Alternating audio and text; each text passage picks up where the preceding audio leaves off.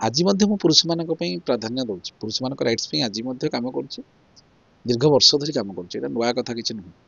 ତାପରେ ଏଇଟା ପ୍ରଥମ ମହିଳାମାନଙ୍କର କେସ୍ ନୁହେଁ, ଆ ପୂର୍ବରୁ ଅନେକ ମହିଳାମାନଙ୍କ ଚର୍ଚ୍ଚିତ କେସ୍ ମଧ୍ୟ ମୁଁ କରିଛି। ପ୍ରକୃତି ମିଶ୍ରଙ୍କ କେସ୍ କୁହନ୍ତୁ, ବନସ୍ମିତା ପତିଙ୍କ କେସ୍ କୁହନ୍ତୁ, ଆପଣଙ୍କର ଯୋଉ ବଲେ ବଲେ ଢାବାର କେସ୍ କୁହନ୍ତୁ, ଚର୍ଚ୍ଚା ସାଙ୍ଗେ ଆମର କିଛି ଲେନଦେନ ନାହିଁ। ଆମର ଯାହା କେସ୍ କରିବା କଥା ଆମେ କରିଛୁ, କୋର୍ଟଙ୍କ ଅର୍ଡରକୁ ଅପେକ୍ଷା କରିଛୁ। ଆମର ସେ ଚର୍ଚ୍ଚାରୁ କ'ଣ ମିଳିବ, ଆମର କିଛି ସେଥିରେ ଲେନଦେନ ନାହିଁ।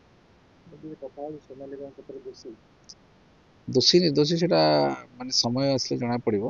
ଆମେ ତ ଯୋଉ ବିଚାରପତି ନୁହେଁ, ମୁଁ ଜଣେ ସାଧାରଣ ଗୋଟେ ମାନେ ଯୋଉ ସାଧାରଣ ଓକିଲ ଜଣେ। ଆଉ ତେଣୁ ମୁଁ କେମିତି କହିବି କିଏ ଦୋଷୀ କିଏ ନିର୍ଦ୍ଦୋଷୀ, ବିଚାର କରିବାର ଦାୟିତ୍ୱ ମୋର ନୁହଁ, ମାନେ ଗୋଟେ ବିଚାରପତି ଯାହା ବିଚାର କରିବ। ପିଲାଟି କଥା କହୁଛନ୍ତି ଛାତ୍ରଦେବି, ସେ ମିଛ କହୁଛନ୍ତି,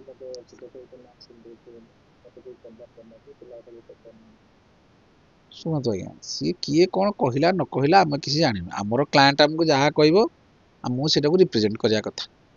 ଆମେ କ'ଣ ଦେଖୁଛୁ ନା କାହା ଭିତରେ ପଶିଛୁ, କାହା ଭିତରେ ଆମେ ପଶିବୁ। ଆମେ କେବଳ ପାଠ ପଢିବୁ, କୋର୍ଟରେ କେସ୍ ଯାଇକି ଲଢିବୁ।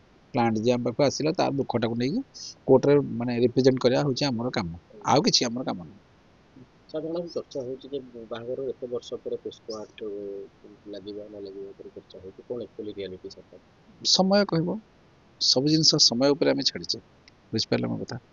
ଭଗବାନ ଶ୍ରୀକୃଷ୍ଣଙ୍କୁ ଅର୍ଜୁନ କହିଲେ ଗୋଟେ ଏଭଳି ୱାର୍ଡ କୁହନ୍ତୁ ଯୋଉଟା ସବୁବେଳେ ସମସ୍ତଙ୍କର କାମ ଦେବ, ସମସ୍ତଙ୍କର ସେ ୱାର୍ଡଟା କାମ ଦେବ।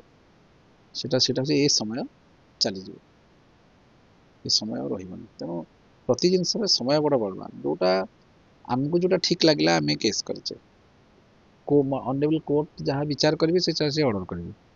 ଆମେ କେମିତି କହିବା କୋଉଟା ଭୁଲ କୋଉଟା ଠିକ, ଆମର ସେ ଯୋଉ ଭୁଲ ଠିକର ବିଚାର କରିବାର ଆମର ଦକ୍ଷତା ନାହିଁ।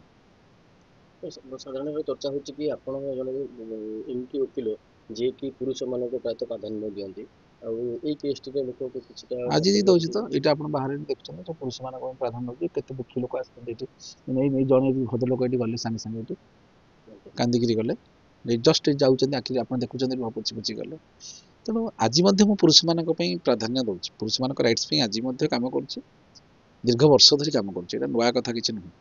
ତାପରେ ଏଇଟା ପ୍ରଥମ ମହିଳାମାନଙ୍କର କେସ୍ ନୁହେଁ, ଆ ପୂର୍ବରୁ ଅନେକ ମହିଳାମାନଙ୍କ ଚର୍ଚ୍ଚିତ କେସ୍ ମଧ୍ୟ ମୁଁ କରିଛି। ମୁଁ ସବୁବେଳେ ଯୋଉଟା ହାରିବା ବାଜି,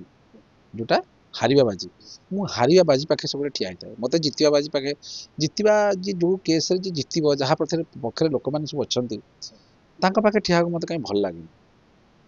ମତେ ଭଲ ଲାଗେ, ଦେଖନ୍ତୁ, ଯେତେବେଳେ 2009 ମସିହାରେ ମୋ ନାଁରେ ରେପ୍ କେସ୍ ହେଲା, ମୁଁ ବନ୍ଧା ହେଇକି ଜେଲକୁ ଗଲି, ବନ୍ଧା ହେଇକି ରାଜରାସ୍ତାରେ ଜେଲକୁ ଗଲି। ଜେଲକୁ ଗଲାବେଳେ ମୁଁ ଚିଲେଇ କିଛି ନହେଲେ ମୁଁ ଜାଣିଛି ମୁଁ ରେପ୍ କରିନି। ଯୋଉ ଝିଅଟି ମୋ ନାଁରେ ରେପ୍ କେସ୍ କରୁଥିଲା ସିଏ ବି ଜାଣିଛି ମୁଁ ରେପ୍ କରି ନାହିଁ।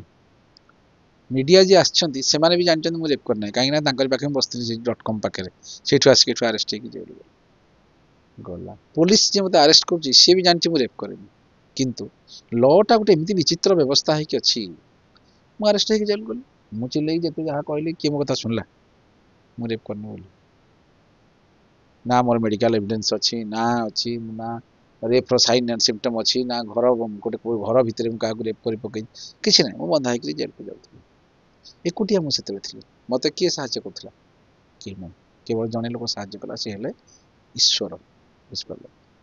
ଠିକ ସେଇଭଳି ଭାବରେ ଯୋଉ ଲୋକଟି ମୋ ପାଖକୁ ଆସେ, ସେ ପୁରୁଷ ହେଇଥାଉ, ମହିଳା ହେଇଥାଉ, କ୍ଲିବଲିଙ୍ଗ ହେଇଥାଉ, ମୁଁ ସମସ୍ତଙ୍କର କେସ୍ କରୁଛି।